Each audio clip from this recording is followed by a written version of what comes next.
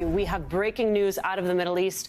The U.S. has launched airstrikes in retaliation for an attack on a U.S. base in Jordan that killed 3 soldiers. Let's bring in national security and global affairs reporter for NBC News' investigative unit, Dan DeLuce, at the Pentagon. Dan? Yes, defense officials are telling us that the retaliatory airstrikes have begun in Iraq and Syria against Iranian-backed militias, something that obviously the White House has been warning they would do. It has now begun. This operation has been pretty clearly now telegraphed for days since 3 U.S. soldiers were killed in Jordan in that drone attack on Sunday.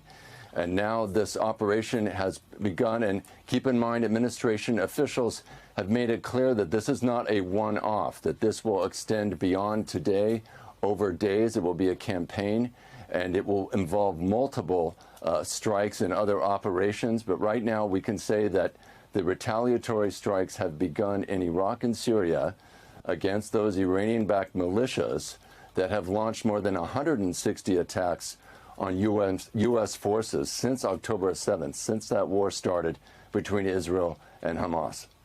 Dan, do we have any further details on the targets in Iraq and in Syria? They are not releasing those details yet. But judging by, keep in mind, we've had previous airstrikes in the past, more limited airstrikes, against those militias, and they tend to go after weapons depots. They go after different sites used by the militias, including command and control sites, anywhere where they believe they can degrade the capability of these militias, which, of course, as we know, are financed, trained, and armed by Iran and have been a thorn in the side of the U.S. forces there for years. But of course, there is no indication at the moment that the U.S. is taking any action inside Iranian territory. So these strikes are taking place in Iraq and Syria, where those militia groups are based and where they operate. But of course, there's a challenge here. Once the U.S. warned that it would respond to that drone attack, that has given the militias time to evacuate and to hide and conceal their weapons and their capabilities.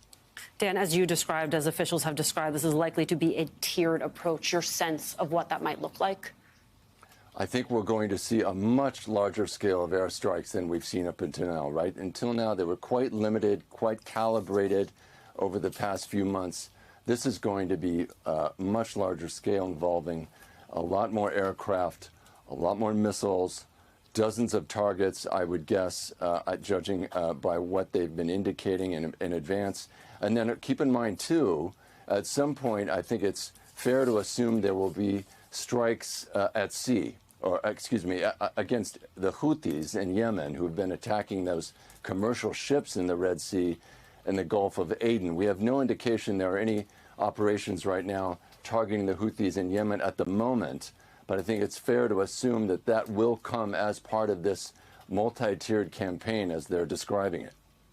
Joining us now, retired 4-star general and MSNBC military analyst Barry McCaffrey. General McCaffrey, what are you looking for as this story develops?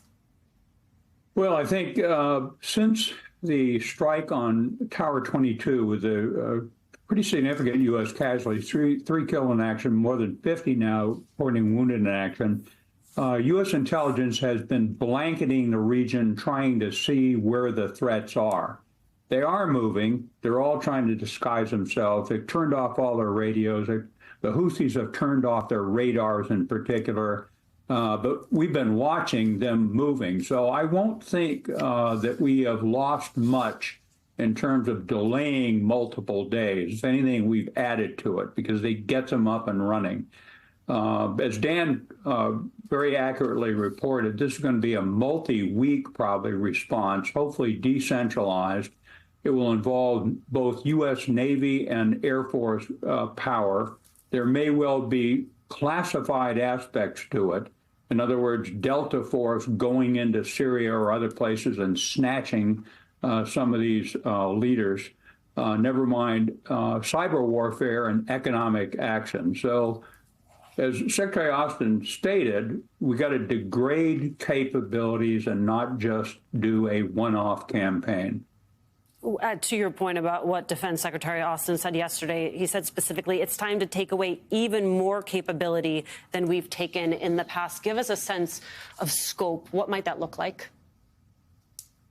Well, it's the toughest target is still the Houthis, the Red Sea, enormous economic consequences.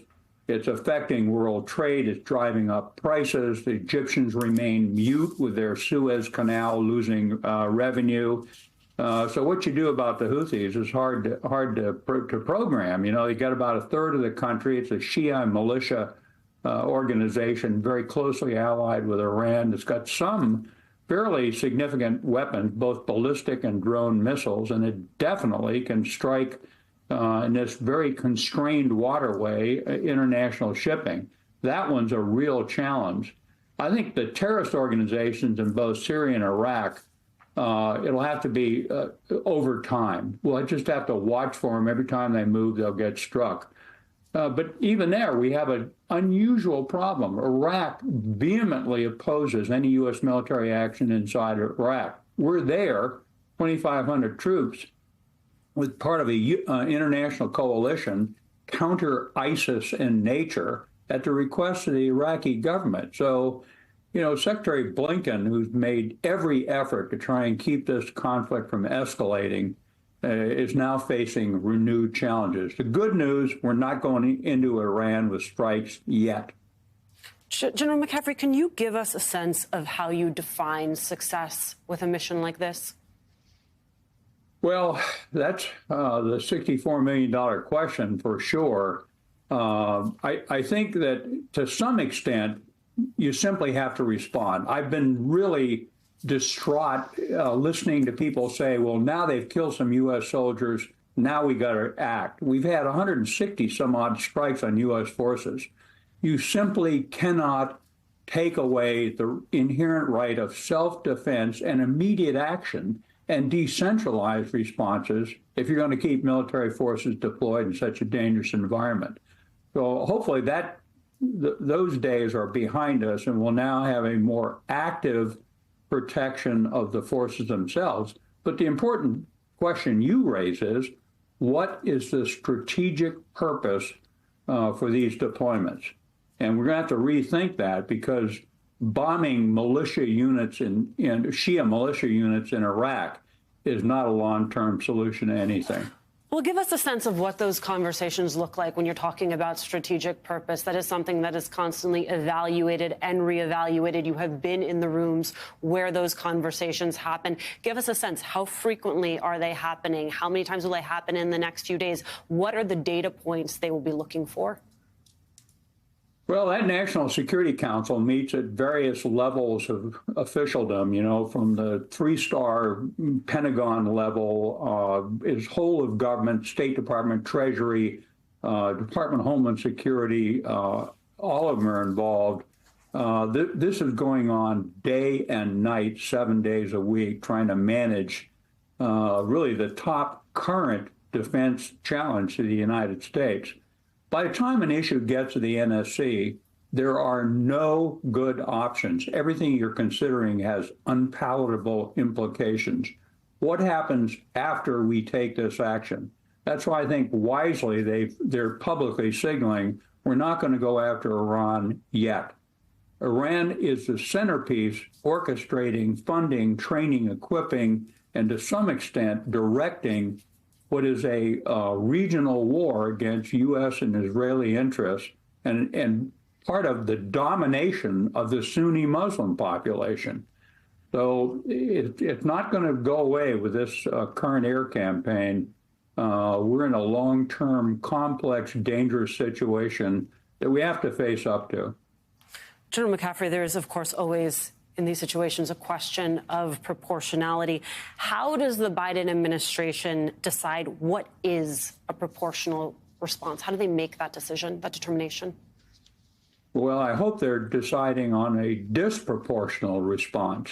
I mean, that's a problem. If you get one lousy drone, maybe a 300-kilogram warhead on it that slams into a sleeping area and causes 50 some odd U.S. casualties, That drone probably cost $20,000 to manufacture. The people that fired it may have been a dozen people, none of them with graduate degrees from the Army War College. So you really have to go after decision makers. You have to have a whole of government responses. You know, it's got to be cyber warfare, classified covert action, economic constraints, as well as military power.